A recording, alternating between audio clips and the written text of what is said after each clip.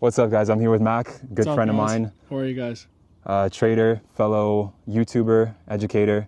We're playing 18 rounds today on a beautiful course in Canada. Gorgeous summer day we got here. This is not a golf channel, but we're gonna provide some entertainment and we're gonna answer some questions. I asked on my story the other day for you guys to ask us some good questions. We got quite a few, so hopefully we can provide some value today as well as entertainment. Yeah, let's get to it. Yeah, anything you want to add? Just happy to be here, guys. Happy to be here. This guy's a stud. He's better looking in person. And we'll see if his golf game compares to the good looks. We'll see. We'll see. Off to a good start.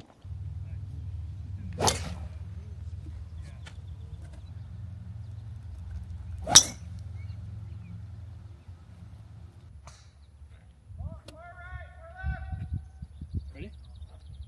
4 left is us, but we're good. He goes 4 right, 4 left. All right, boys. The kids are playing some good golf so far. Not gonna lie. Beautiful sunny day out right now for the fellas. A couple hole-in-ones. Unfortunately, the camera wasn't filming, but we'll try and get another one for you guys. What's the first question here? Gianfranco says how to deal with patience in swing trading, especially when facing a challenge and all the psychological stuff. How to deal with patience in swing trading. This is something that I struggled with at the beginning. You can ask him. But honestly, just accepting that the trade's going to take time. I was coming from a day trading background, so obviously you're used to trades happening, 5 minutes to an hour, 2 hours, 3 hours, then going to a couple days to potentially a week, 2 weeks. Just realizing that, patience, it takes time to play out. And how I got over that was doing other things. So set and forget, and then I'd go on with my day. I'd go to the gym, work on other stuff for trading, journaling, thinking of YouTube ideas, going golfing and stuff, filling your time with other things. Because if you're just sitting there and you don't have anything else to do, then it's going to be extremely hard to be patient. I agree with that 100%. I could just echo what he said, but basically just filling your life with other things, like enjoying life. Because at the end of the day, trading isn't life. To me, anyways, it's a means to an end. My life doesn't revolve around trading, so it's good to occupy yourself with other things, like he said, golf, gym, whatever else you might be into. And specifically during a challenge phase, if you just take the challenge off a pedestal and just treat it for what it is instead of, making it out to be more important than it actually is, then you can, again, just go about your life, just do the things you normally do, and just take trades when they arise. Like, you got to trade those opportunities as they come instead of trying to force it. And man, the bugs are active today. For sure. And one thing I will add about the challenge is when you are trying to force it, you're actually going to make it more difficult for yourself, because you forcing it, you're going to take suboptimal trade entries, trades that aren't great, right? Maybe C+ trade setups. It's actually going to take you further away, because if you go lose those trades, that takes you further away from your target compared to if you just waited and took an A+ setup and it ended up working out. You know what I mean? So say you took 3 losses in a row trying to rush the challenge, and then you win your A+ setup to make 3%, then you're at net 0 rather than being up 3, right? So I 100% agree with what you said. What are some negative confluences that you consider before taking trades? So for me, I pay attention to liquidity sweeps, but really only if I'm taking reversal trades. Like, if it's a continuation pro trend trade, I care a lot less about that. But if I'm looking to get involved in a reversal trade after an extended trend, I need to see proper sweeps of liquidity. So if we don't see that, then it's a very low probability opportunity, in my opinion. Yeah, so for myself, I need to have a clean break of structure. So let's say, for example, price wicks a structure point, like it doesn't close above it or below it strong, then for me that's a negative confluence, especially if it's on like the 4-hour time frame or the hourly or like the daily. I need to see those strong closes just to sum it up again, just to break a structure. Has to be break a structure. If it's wicks, then I don't get involved. That's a negative confluence. When I started balling, oh, I didn't turn this off. Maybe the next hole-in-one we'll get on video. Why? Oh. What do you mean, too close to the green? Yeah. Well, guys, we're in trouble. Long walk for the boys. Long walk. Getting the steps in. Beauty day for it. Also, guys, drop a like on this video right now for the algorithm. Comment something funny. Subscribe if you haven't already. Yep. Subscribe to Mack's channel too. I'll put the link in the description. Thank you, guys. Appreciate that.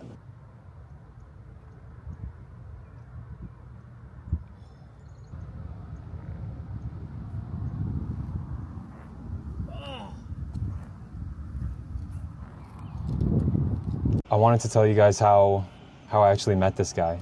I don't know like any trader friends around me. Like I'm from Toronto. We're both from Toronto, Canada. And not many people trade around here, to be quite honest, or at least not many that I'm aware of. So even though I have a community, I was feeling kind of lonely in terms of like local friends who understood the trading journey. So I literally opened up YouTube and I typed in traders in Toronto or Toronto traders or something like that. And this handsome guy popped up, and I watched a bunch of his videos, his vlogs actually. That's how I started with his content. I just got the sense that he was like a genuine dude. He provided a lot of value, had good humor, and he seemed like a genuine dude. So I actually DM'd him on Instagram, and I was just like, yo, what's up? I'm a trader too, like I'm in Toronto, just like, I forget what exactly the message said, but something along the lines of that.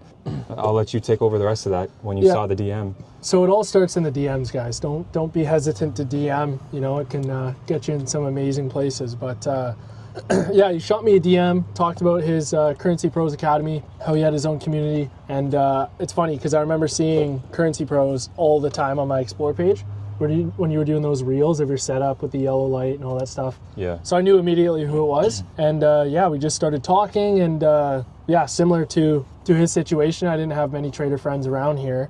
Now I do, because a couple of my friends here have picked up trading, but at the time, yeah, I had no one. It's amazing what can happen, you know? Like R is one of my best buds now, and we hang out all the time and we share ideas all the time and golf, and just, it's awesome. So it's crazy how someone who was a stranger before can become one of your best buds, you know, a year and a half, 2 years later. I agree. It's crazy. And I think for all the negative, toxic aspects of social media, this is a good example of one of the positive parts of social media. And so if that inspired you at all, I'd certainly recommend, you know, trying the same kind of thing, because sometimes it works and it can connect you with some really genuine people who are like-minded and share the same values and outlooks on life. So for sure, because trading can be lonely, as you guys watching know. Like having a community is awesome, but again, getting back to that relationship, you know, having friends to hang out with, it's great having friends who also share the same interests as you.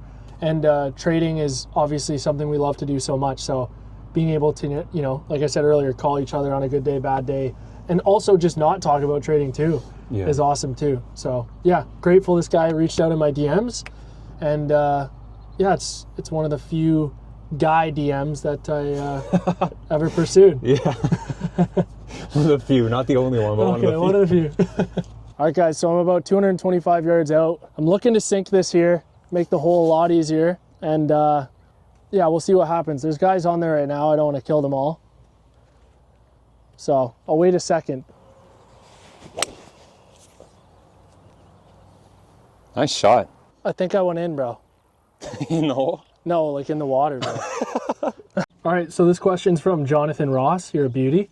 What habits do you have outside trading that help you keep your emotions under control? Great question. We can probably both agree on this. It's going to be working out, going to the gym, and then like going for walks. Yeah, I mean, just exercise in general, but also just having hobbies outside of trading. Like for me personally, my peace and quiet is playing guitar.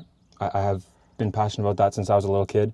That's what I do in most of my free time, to be quite honest. So yeah, exercise and hobbies, that's what it comes down to. And that'll keep your mind focused on real life instead of just obsessing over trading, because the more you obsess over trading, the worse your results are going to be, because you really can't work harder for trading. It's not something that you can force. You just have to trade opportunities as they come. So just focus on life. Yeah, one thing I'd add is like having a good group of friends around you that you can hang out with. You know, I know for us both, if we have a really bad day or a bad trade, we usually give each other a call right away and make fun of the other person and, you know, tease each other to get us over it. It's true. But it's very important to have, you know, a good group of friends around you, because it can really help. Even on the good days, like you want people that you can, you know, share the good times with, and you want to have people that you can, you know, vent and get over the bad times with. Where did you land? I landed way up there. If I hit that straight, like I was in the hole for sure. I still might be okay though. No, I'm not okay. We'll see. Dude, I'm fucking long. God, am I getting close? Oh no, I'm up here. Yeah. And I should be in the bunker. Come on. What do you mean? Oh, see ya.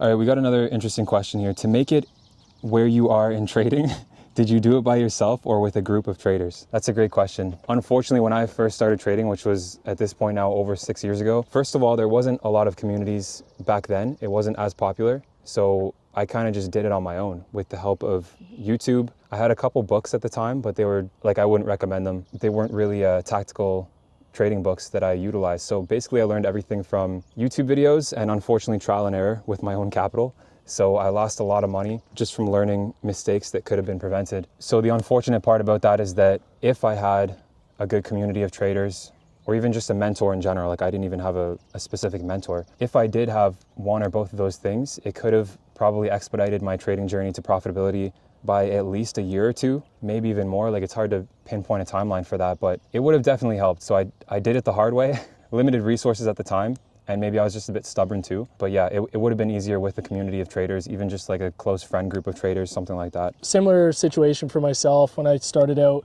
I had a buddy, actually, shout out Marco.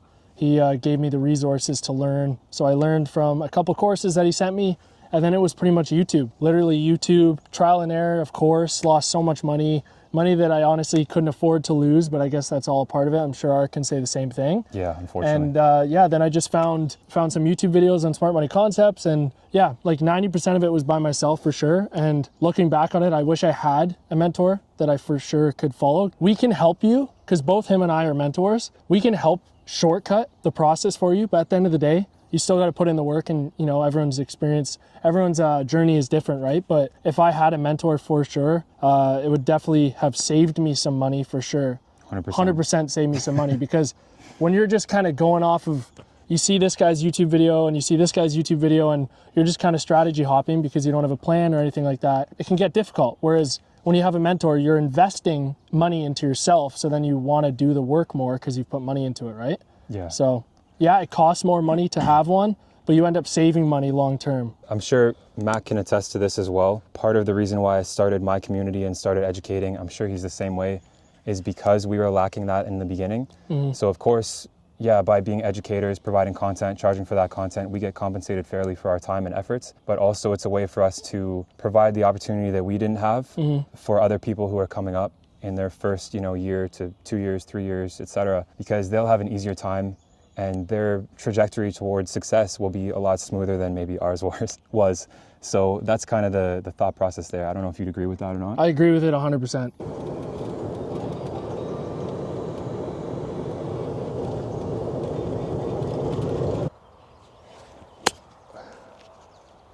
Nice. All right, last question of the day we got. With all the free time trading provides, what's your purpose and goal in life now? Honestly, I thought about this a lot. For me, it's changing lives. So I used to have a saying, I want to change 1 million lives. And that can be, with trading, just self-development in general on YouTube, Instagram. I truly get my happiness from helping other people. And that's what this YouTube channel, my YouTube channel, has allowed me to do, and build quality relationships with people across the globe. And yeah, I'd say my purpose with all this free time is thinking of ways to improve other people's lives. Truly, I mean that to my core. That genuinely makes me happy. I feel the same way as Mack. Like, I enjoy helping people. One of the reasons that I teach is because I truly feel like I'm meant for teaching. Like I have without tooting my own horn, I have a way of conveying messages to others that I feel is very valuable. So I want to continue doing that as much as I can. I don't know if it's going to be trading related forever, but honestly, a huge part of my life right now is music, and I'm very passionate about that. I want to continue with it, not for any goal other than just having peace. Like, it's just something that makes me happy, and I do it in my free time.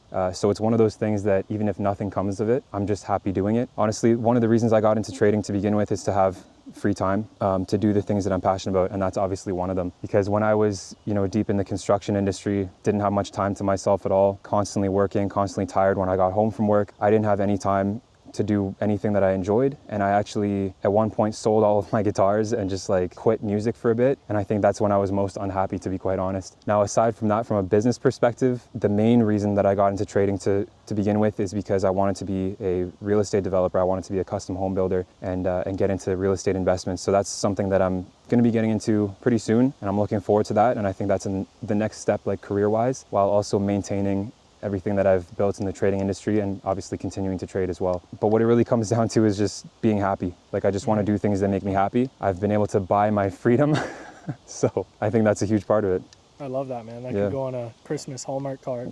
Okay? All right, guys, I hope you enjoyed this. I know this isn't a golf channel. We didn't record every single shot. That wasn't the point.